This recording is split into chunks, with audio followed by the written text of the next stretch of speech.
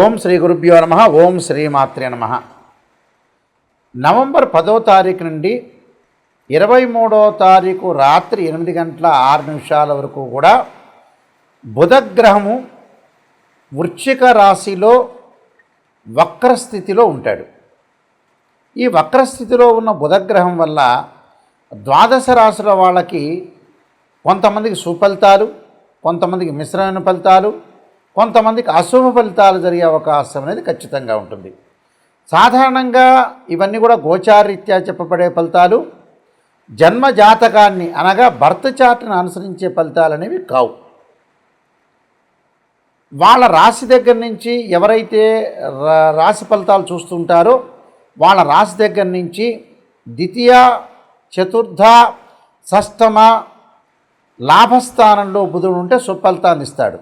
అంటే వాళ్ళ రాశి దగ్గర నుంచి మనం చూడాలి గోచారీత్యా 2వ స్థానము, 4వ స్థానము, 6వ స్థానం, 11వ స్థానంలో బుధుడు ఉంటే మనకు మంచి సుఫలితాలు ఇచ్చే అవకాశం అనేది ఖచ్చితంగా ఉంటుంది. ప్రధానంగా ఇది సౌమ్యగ్రహం అంటారు. బుధుడు గణిత శాస్త్రానికి, వ్యాపారానికి, శిల్పకళలకి, అంటే వృత్తి వ్యాపార రంగాల్లో వాళ్ళందరికీ కూడా బుధగ్రహం అనేది అనుకూలంగా ఉండాలని శాస్త్రం చెప్పబడింది.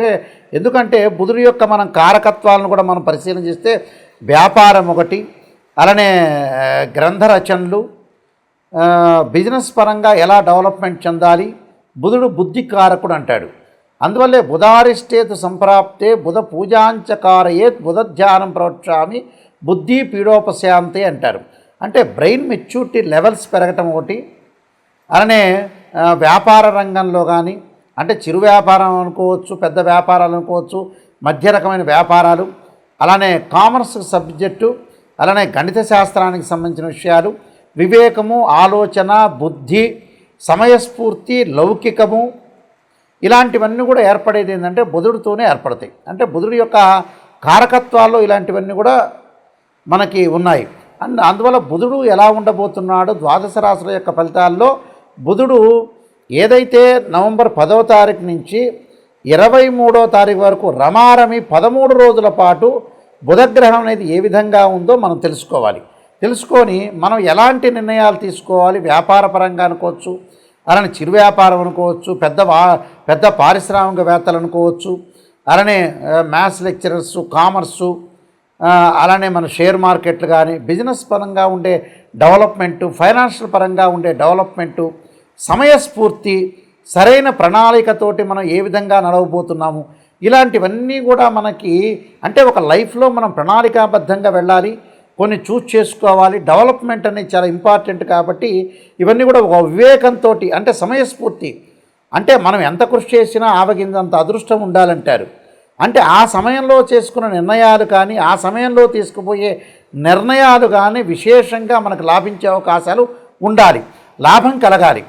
అంటే లాభం కలగటం ఒకటి, ఏదైతే నేను ఇందాక చెప్పినట్టుగా మెచ్యూరిటీ వాల్యూస్ కూడా బాగా పెరగాలి.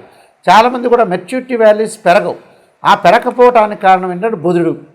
అంటే ఏదైతే మనకు బ్రెయిన్లో మనకు ఆలోచనలు ఉంటాయో ఆలోచనలు ఖచ్చితంగా పర్ఫెక్ట్గా సమయానుకూలంగా స్పందించడానికి బుధుడు కారణమవుతాడు టోటల్గా. అందువల్ల బుధుడు ఏదైతే వ్యాపారంగా కానీ, డబ్బులు కానీ, ఫైనాన్షియల్ పరంగా కానీ, ఇలాంటి వాటిల్లో అన్నింటిలో కూడా బుధుడు కారణభూతుడు అవుతాడు. కాబట్టి బుధగ్రహం అనేది ద్వాదశ రాశుల వాళ్ళందరికీ కూడా ఏ విధంగా ఉందో మనం ఒక్కసారి తెలుసుకుందాం. వృషభ రాశి వాళ్ళకి బుధుడి యొక్క ఫలితాన్ని ఏ విధంగా ఉందో ఒకసారి తెలుసుకుందాం. వృషభ రాశి వాళ్ళకి ద్వితీయాధిపతి, పంచమాధిపతి అయిన బుధుడు సప్తమ స్థానంలో ఉండి వక్రస్థితిలో ఉండటం వల్ల ఎలాంటి ఫలితాలు జరగబోతున్నాయి అంటే, ఇక్కడ ఏదైతే మనకి బుధుడు ఎంతవరకు మేలు చేయబోతున్నాడో మనం ఒకసారి తెలుసుకుందాం. వస్త్రలాభో ధాన్యలాభో అన్నారు. అంటే వస్త్రలాభం కలుగుతుంది, ధాన్యలాభం కలుగుతుంది, ధనలాభం కలుగుతుంది, మనోధృతి అన్నారు.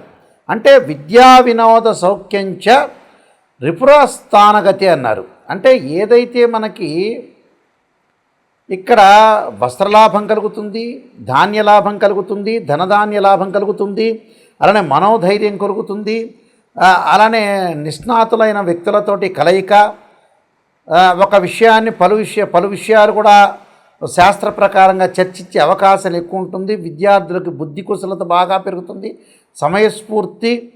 అలానే విద్యార్థులు చదువులో ఉత్తీర్ణత, వేరే వ్యాపకాలను తగ్గించుకుంటారు, వినోదాలు, కొంత ఎంజాయ్మెంట్ వెళ్ళే అవకాశాలు కూడా ఎక్కువ ఉంటాయి.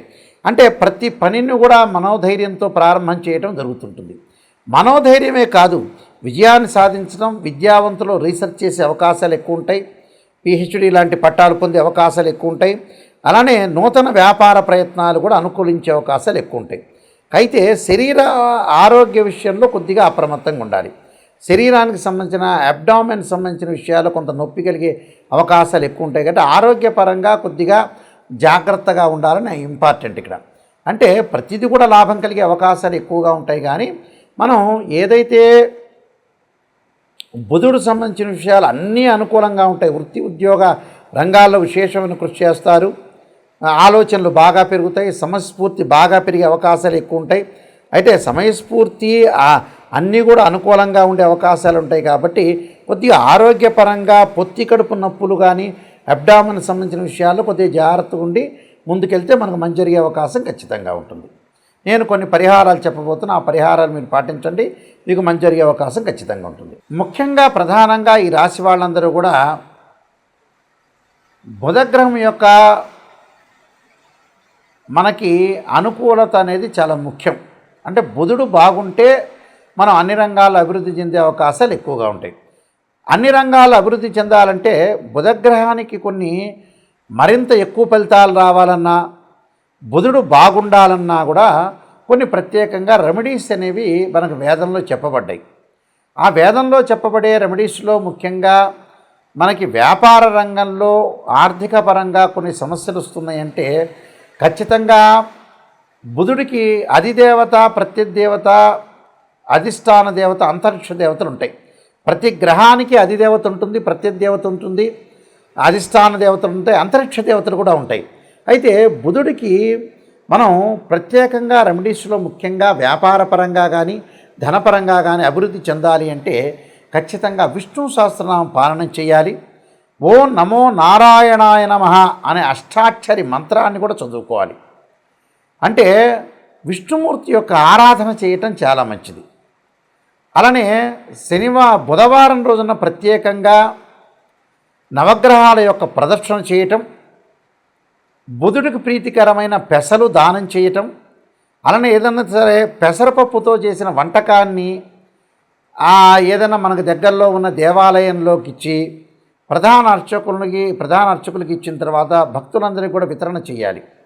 అంటే ఏదైనా సరే ఒక పెసరపప్పుతో చేసిన వంటకం, అలాంటి వంటకాన్ని మనం చూసుకొని చక్కగా భక్తులందరికీ కూడా దేవుడి యొక్క నైవేద్యం పెట్టి అందరికి కూడా వితరణ చేయటం ఒకటి.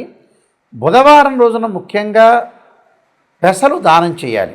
పెసలు, ఆకుపచ్చని వస్త్రము, ఆకుపచ్చని పూలు, అంటే గ్రీన్ కలర్లో ఏదైతే ఉంటుందో అవి దానం చేయటం చాలా మంచిది.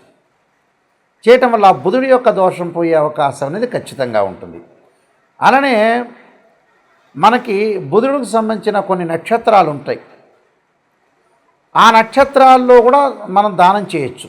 ఆ నక్షత్రాలు ఏమిటి అని అంటే ప్రధానంగా జ్యేష్ఠ నక్షత్రము, రేవతి నక్షత్రము, అలానే ఆశ్లేష నక్షత్రం. అంటే ఆశ్లేష, జ్యేష్ఠ, రేవతి నక్షత్రాల్లో కూడా చక్కగా మీరు నవగ్రహాల యొక్క ప్రదర్శన చేయొచ్చు, దానం చేయొచ్చు, పెసలు కూడా నైవేద్యం పెట్టి భక్తులందరూ కూడా వితరణ చేయొచ్చు. అంటే భక్తులందరూ కూడా పంచాలని అర్థం.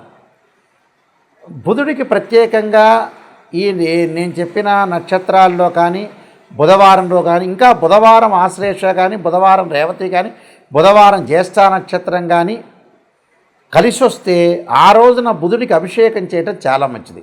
ఎలా చేయాలి బుధుడి కంటే బుధుడి యొక్క మూలమంత్రాలు ఉంటాయి. ఆ మూలమంత్రాలు అధిదేవత, ప్రత్యదేవత, బుధుడి యొక్క గాయత్రి మంత్రాలతో అభిషేకమే కాకుండా బుధుడికి పురుషోక్తంతో కూడా అభిషేకం చేయొచ్చు. అంటే పాలు, పెరుగు, తేనె, నెయ్యి, చక్కెర అంటే పంచదార, పండ్ల రసం, చెరుకు రసంతో చేస్తే అభిషేకం చేస్తే బుధుడి వల్ల మనకి మంచి మేలు జరిగే అవకాశం ఉంటుంది. వ్యాపార అభివృద్ధి కలిగే అవకాశాలు ఎక్కువ ఉంటాయి. ధనం కలిసి వచ్చే అవకాశం కూడా ఖచ్చితంగా ఉంటుంది.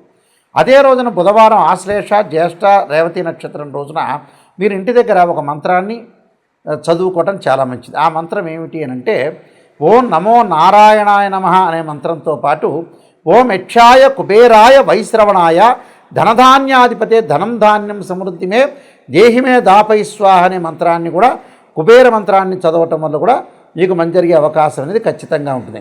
అంటే బుద్ధి వికసించాలన్నా, వ్యాపారం బాగుండాలన్నా, సరైన సమయంలో సరైన నిర్ణయం తీసుకోవాలన్నా, బ్రెయిన్ మెచ్యూరిటీ లెవెల్స్ పెరగాలన్నా అలానే విద్యార్థులు చేయొచ్చు, వ్యాపారస్తులు, చదువుకునే వాళ్ళు, ఎంప్లాయీస్ అందరూ కూడా బుధుడు అనే బుధగ్రహం అనేది చాలా అవసరం కాబట్టి వీళ్ళందరూ కూడా పాటించండి. మీకు బుద్ధి వికసించే అవకాశం అనేది ఖచ్చితంగా ఉంటుంది. మీ అందరికీ కూడా మంచి జరగాలని ఆశిస్తూ సర్వే జనా సుఖినో భవంతు.